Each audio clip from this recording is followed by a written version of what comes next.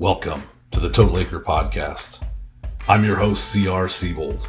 This podcast is all about helping growers unlock their potential.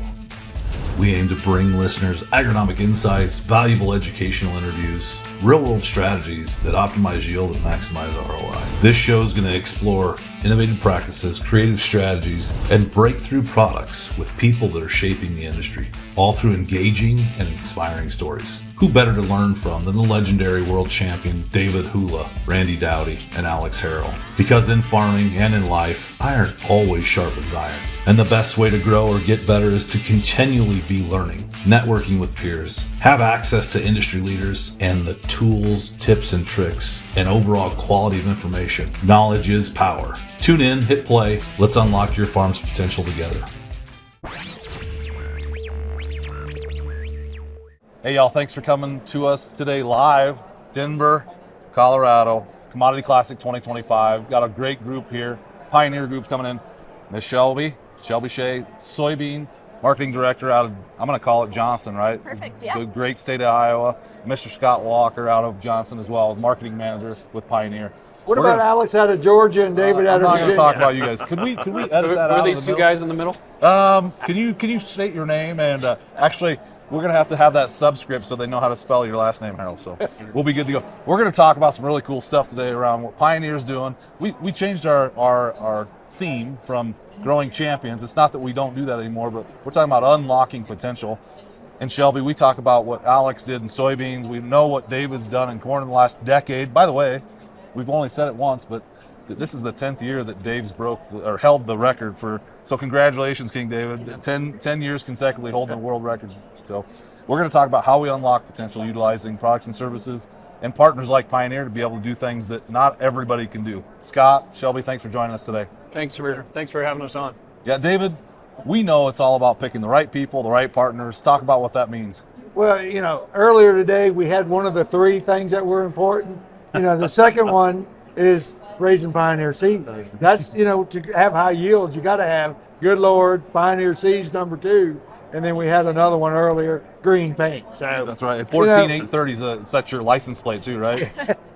That's their new zip code. We've changed their zip code in Charles City for 14830 for now. I love it. But no, it's been a great partnership. The cool thing is it's about relationships. And you said here we are years ago, or last year, it was about raising champions. We're all about raising champions. We just don't want champions to beat the champions that are already part of Total Acre. So thanks, Alex, for that. But now, unlocking one's potential. We think about what, as a farming group community, what are we trying to do? We're in tough times. It's 2025. We got to figure out how to, I don't want to say save ourselves to prosperity, but we got to manage their dollars. And we have to have those relationships with I don't want to say influencer, but a trusted advisor. And that's one thing that we've been able to do good at a farm is find those trusted advisors. And one of them has been Pioneer, whether it's been on the corn side or the soybean side, great genetics. And get left out a lot of times. Sometimes people think of us as cover crop. But no, they keep continuing to bring us genetics. And as a grower, we have to step our game up to capture that potential. Because if we just stay where we were before, somebody's going to be farming air ground if we don't make changes. Yeah, Scott, think about that too. I know you've been a Total Acre partner for a long time, even longer with Hula on his operation. Working with Hula can probably be difficult most times, right? I guarantee it. Yeah, really difficult. But having producers that challenge you to help you make better as the manufacturer side of it too. Maybe you just, touch on that a bit. Oh yeah, from an R&D side of things, we got to continue to invest every day to make sure that these guys have the best products and continue, because they want good ROI on their investment in us. So when they're investing in us, we got to reinvest in them so that they can continue to push the yields that these two guys are doing. And we're just fortunate to be able to sit here today with 2 world record holders, with David with P14830 a year ago, and then Alex last year with our new Z Series soybeans 4902. And it's not always about the champion that's right. It's fun to talk about, but the guy that's in the grind, right?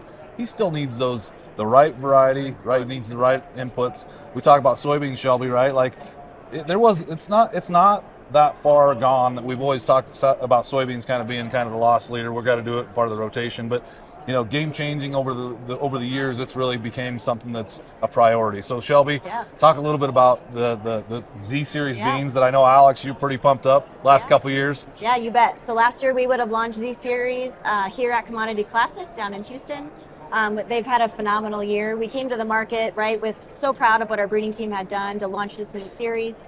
And they really delivered in harvest 2024. So really driving more yield, better agronomics, and again, something exclusive to Pioneer. And like Walker said, truly bringing focus to Pioneer soybeans, and really excited about what innovation bringing to growers. Being the marketing team too, right? You guys do things unique. I've seen some pretty cool stuff out there, but I seen Alex in some sort of a Zorro costume, and he was trying to this little Z. Did you guys get that done, or we what? should make that happen. That's a great idea. Get that done It's in the works. In the works. Alex, having the right partner, right? It's everything. It is.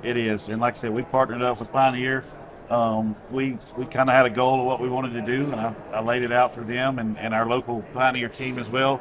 I work with our Pioneer agronomists a lot there, and we put in our variety trials, we do a lot of on-farm variety trials. The Z Series, they were the top.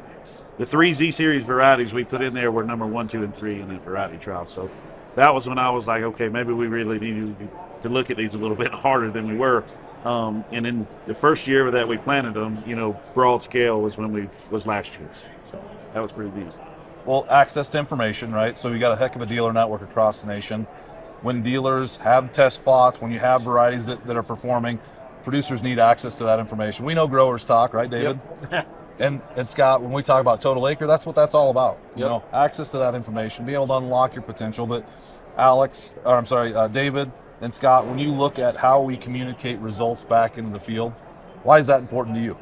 So it's important because we got to make sure we're putting the right product on their farm. And that's what we rely on our local field teams to do that, because they know the environments and those local geographies.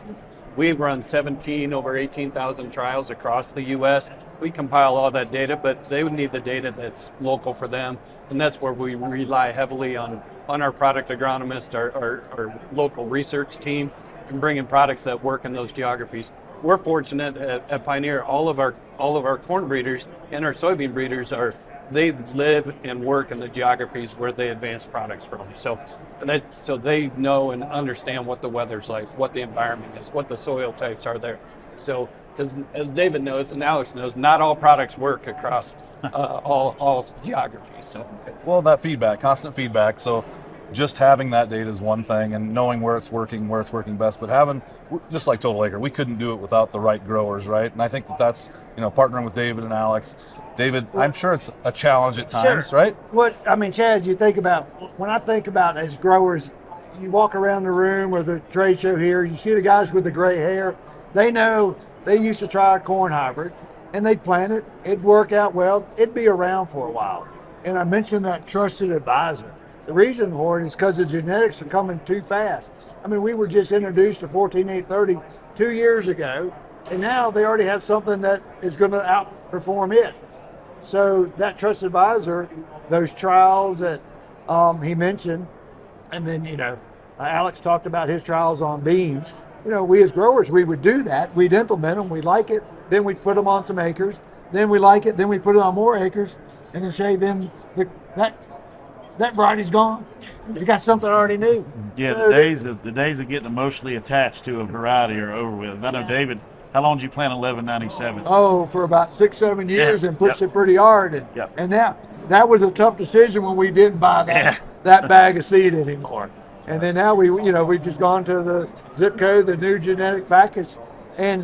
But the key is, Alex has access to, people like yourself within their local ones, just like myself. But everybody, Total Acre members, everybody out here watching this has access to their seed provider and have that trusted advisor relationship. And that gives them that heads up. And I will never say, if there's a landowner that says, hey, I got some farm land for sale, it's like, yes, I'm interested. It's not like, let me think about it. If somebody wants to do it in a hybrid trot, yes, I'm interested, because that gives me access to something new that I can at least get a look at before the average guy might, or before it's even available to the public. He always talks about it. Come on, Scott, we'll whisper a little bit so he doesn't hear us, but there's no silver bullet, right? But Pioneer Corn helps, I think is what he's up. But having access to that information, adjusting, adapting, I think that's probably Z Series beans. That's what, we want to listen, we want to learn. Absolutely. On the backside, I can't imagine what goes on behind curtains in Johnson, but that evolution of what that Z Series bean has done, and I'm going to do it a disjustice. Whatever your license plates say now, right? 49ZO2E, I think. But talk about that, adjusting over time and using data from producers. How does that help? Yeah, absolutely. Similar to what Walker had shared, we've done a phenomenal job, like truly boots on the ground when we think about testing and trials and collecting data.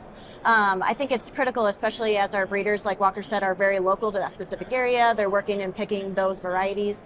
And our local teams are invested in that as well, right? They want to be selling the best products for those growers for that particular acre. So definitely a focus. So variety changes. Now you look at all of the different things that are in the marketplace there's a lot of noise in the marketplace, right? So if you start right, Alex, we know we can get a great start. We've got the data behind that. Total Acre helps with that. Now we have to make in season. We talk about everybody's got a plan until they get, it was a Mike Tyson thing, everybody's got a plan until they get hit in the face, right? Mm-hmm. But if you get a great start, Alex, how early are you making adjustments in season? Immediately. As soon as, on corn, we gauge emergence. On soybeans, we gauge singulation. Once we check that box, that's when we're going to really start focusing on, okay, this is a crop that we can push or not push. And it starts before then. I heard you just say, talking about what goes on behind the scenes, and everybody always asks me, like, how far in advance do you plan these fields and stuff? Well, for us, it's a multi-year thing, but I was fortunate enough to go to Johnson to where they do the soybean breeding and everything. It starts way before then. There's a huge investment that these guys have made in bringing those products down the line for us. And like I said, I don't remember the years they said, but it was quite a while. I think we met the guys that were breeding the Z Series, and I think he said he had been there 13 years, and they were working on it when he got there. So it's awesome. Scott, when you look at unlocking potential, right, kind of like what Alex is talking about, it's fun to talk about, but you've obviously done something with David over the years. 623, are you going to beat it next year, David? We always think we can. Yeah, he said, yeah. They got something coming that's better. Yeah. But if you look at that, right, getting a great start, but having that information and data to make knowledgeable decisions over time, I think the varietal changes. What's coming new? What's David getting that nobody else is getting? What's David getting that nobody else is getting? Well, we've got a couple of them. Free seed. Right. we got a couple new varieties that are hybrids that David's going to try. There's a handful of them that we're going to spread it out across the U.S. to make sure we know where it's going to work as we move forward and ramp those products up. But our breeders that have been doing this for probably 2010 timeframe, we switched a lot of our breeding process because we needed to bring genetic gain faster. And I think we're seeing the results of that over the last few years, and especially with what David and Alex and the rest of the growers are really pushing yields now. Just this past fall, we had over 3,300 bushel weight checks across the U.S., and that's just within our internal system. So that's you telling us right there that the growers are pushing yield, unlocking the potential that our breeders are working so hard on. Sure. Yeah, Chad, one of the cool things is, they got their breeders looking for what they want, but then they also talk to the producers. Hey, what is their hole? Where do we need to fit? Now, I understand it takes years and years, but there's something in a pipeline that they can say, all right, maybe that's where we need to focus on. And, one of the unique things, tar spot, something, I looked at some old literature. Tar spot's been around for a long time. It just all of a sudden exploded. But it just so happened that what was in their pipeline had some natural resistance to it, or tolerance to it, rather. Right. And, that maybe wasn't planned then, but look what happened out of all that work that they've done, stacked it for us as a grower. We don't know what we're going to be facing in the future. They don't know what we're going to be facing, but we know that we got to continue to raise corn. Sure. We got to feed the planet. Yep. And soybeans.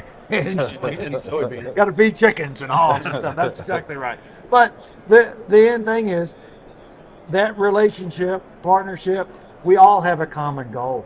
And they want for us to be successful, just like we've talked earlier. For Total Acre to be successful, we have to have growers.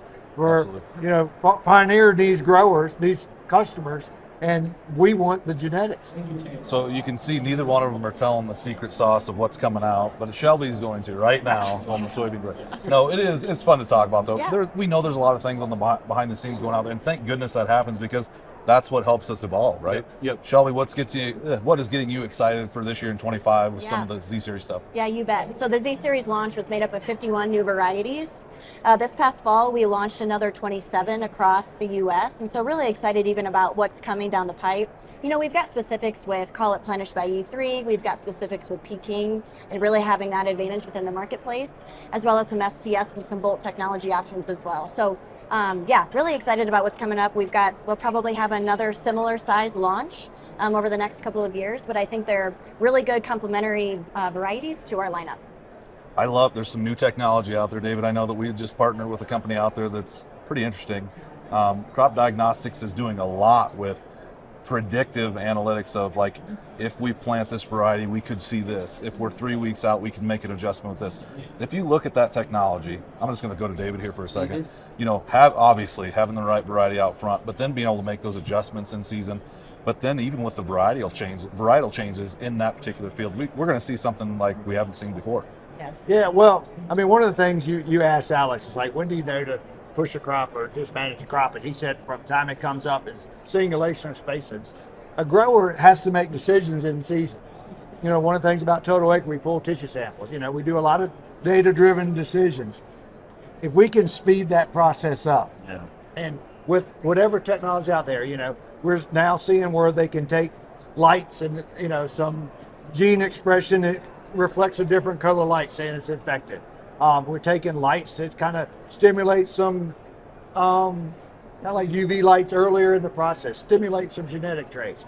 But now, if we start being able to take a sample, a predictive sample, to tag on that, hey, we planted the right particular variety, we think we're going to be disease resistant. All of a sudden, something new shows up, but we can predict that. Now we can influence crop in season. Absolutely. Too many growers make an application and then they're the next year guy. They wait and see what happens. If it works, that's something we got to try next year. I want to influence my crop this year. That's the one I'm paying for. That's the one I'm going to harvest. Absolutely. So let's take advantage of it. And like Alex talked about, checking boxes. You know, plants it, right hybrid, right product, right acre. Comes up, samples, scouts, check box, then goes on. Before long, everybody's going to have a hole puncher in their pocket. It'll be exciting. I'm telling, and listen, Scott, everybody wants to have this. I talk about, you can be a champion on your farm, right? Like David and Alex, you guys are a bit unique, but not every field's a champion field. But on my farm, how do I push that potential on my farm, right? Obviously, you have to get that right start. But if you look at that, right, and we look at what you're doing, David, and we look what you're doing, Alex, having, again, back to the right partnership, and you look at what we can adjust, working with down the line with some of these chemistry companies. There's a lot of confusion out in the marketplace. What I'm getting to is biologicals, right? In the biological space, and some of the companies that you're a part of, does that excite you? And what does that do on the backside for the varieties that we're using? Oh yeah, I mean, anytime that you can make that product or make that crop that much better, I mean, certainly, and like David and Alex, they're going to test it. Farmers are going to test it on their farm and make sure they're leaving the check strips in there to make sure that what they're doing and they're seeing the results of. So yeah, certainly we're just starting to play in that field with from the biological space, like others around at the show here are as well. But so yeah, we've got a really good product. Obviously, Stoller and Symborg were standalone companies. They merged, or we brought them into our package of products. Yeah, pretty exciting. Well, sometimes, and I'm going to say this, right, we as producers could be the limiting factor, because just because you're doing something, I'm not going to need to put it on mine. But Alex did it on his soybeans, so I should too, right? Knowing and understanding what works best. What is there anything that concerns you about that? Because sometimes it isn't the variety that you're putting in the field. It's something that the producers, right? So knowing what you're doing along the way. Yeah, and I think it's just, communication, and to your point, testing and trials and really sharing some of that data. There is some exciting things coming from the biological space, and I think there's growers who are interested in that. How do they help really push the genetic potential of those hybrids and varieties? And so I think it's a great fit for Pioneer. Yeah, I mean, pressures, right? You look, especially in nematodes, right? You're looking at pressure early. How do you avoid that? Alex, when you're out checking fields, give some secret sauce. What are you looking for? Putting him on the spot. Yeah, I'm listening now. I'm all ears. Well, he's going to take that 216 and he's going to drop it. He's going to hit 220s. No. Obviously, it all depends what growth stage we're at in the field. Very first thing I check is singulation. In soybeans, corn, we start looking at ear placement, where we're at. early on its emergence, how even it emerged. And, like he said, we do a lot of tissue samples. So I can't go look at a plant and tell if it's bored. Well, if I can, it's way too late. But, we can't tell if something's deficient just by looking at it. So we have to pull those tissue samples and send them off. And that forces us to get into the field. We have to put shoes in the field and pull those tissue samples and see what's going on. But just walking through a field, there's a checklist of things. But like I said, the tissue samples is what we really use to guide us. Other than, there's several things we can look at. Like I said, soybeans, I know people get tired of hearing it, but the singulation is just so big on that. So that would probably be, if I had to say one thing to go walk your field and check, it'd be singulation. I like it. I got a question for both of them. One of the things I always get is, what's the genetic potential of corn? I got that earlier. So I told him you said 1,000. Yeah, but I want to know, what do y'all think the potential of soybeans are? I'll let her answer. So we've asked this question internally before. What do we think? What do our breeders think is top end yield? We've heard anywhere from 400 to 500 for that to be, and kind of to the 1,000 or 900 on corn is kind of the number that they've mentioned too. So that's what we've heard. We're looking forward to it, buddy. Yeah. No, like I said earlier, I don't know. There's no way to ever know. I said 350 next year. I didn't promise that.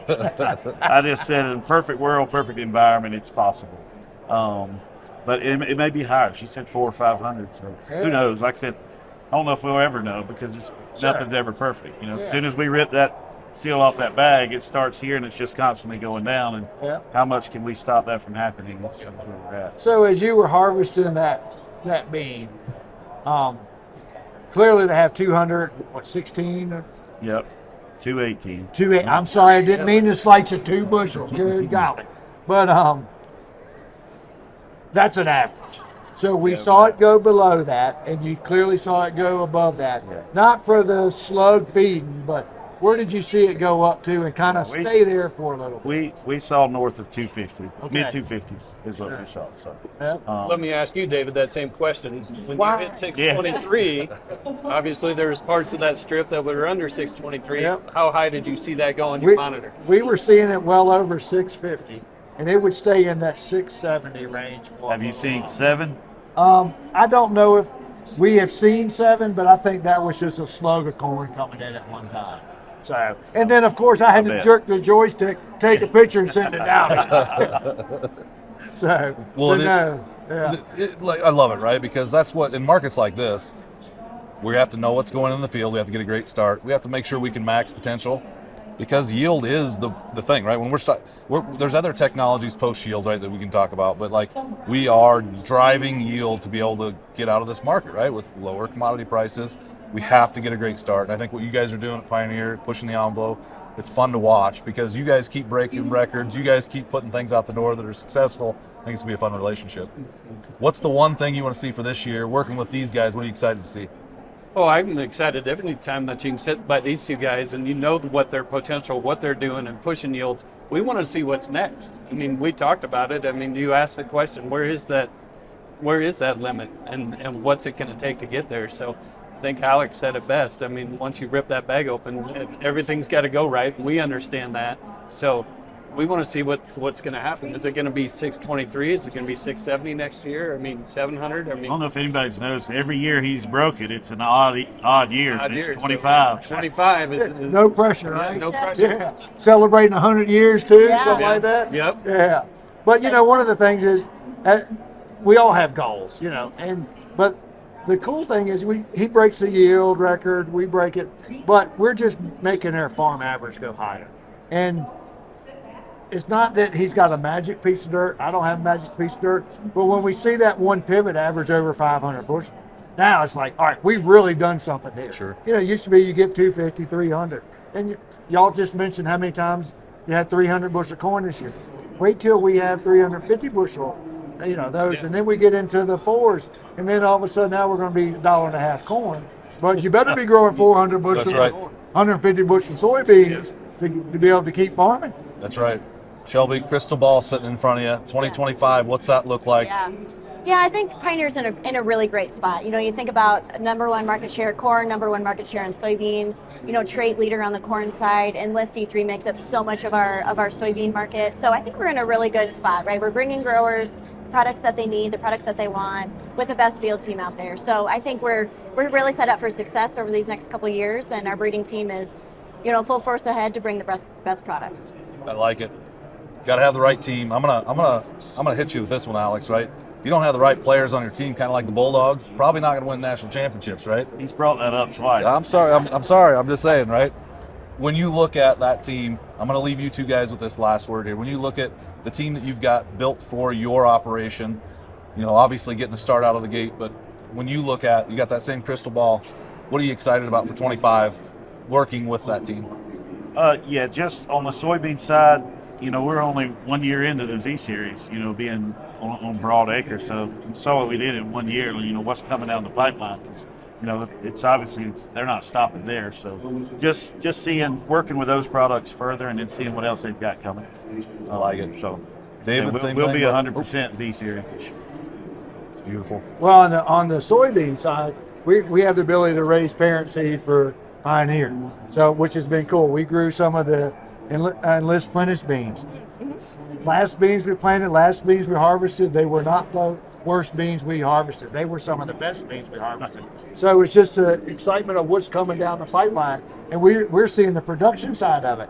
But when I think about the crystal ball thing, and you mentioned the team, you know, just having the ability to get people to help answer questions, solve problems, because 2025 is going to present challenges for us. You know, that's one thing about Total Acre. We're trying to help growers do better, and we try to identify problems. Growers are exchanging information. We're getting information from our, you know, influencers as well as their trusted advisors. That's what's going to keep, and that's what growers need in 25. Absolutely. Well said. I can't even say it any better. Shelby, Scott, thanks for the time today. Thanks for the partnership. Here's the 2025. Thanks, you guys. Thank you. Thanks for having us. Yeah.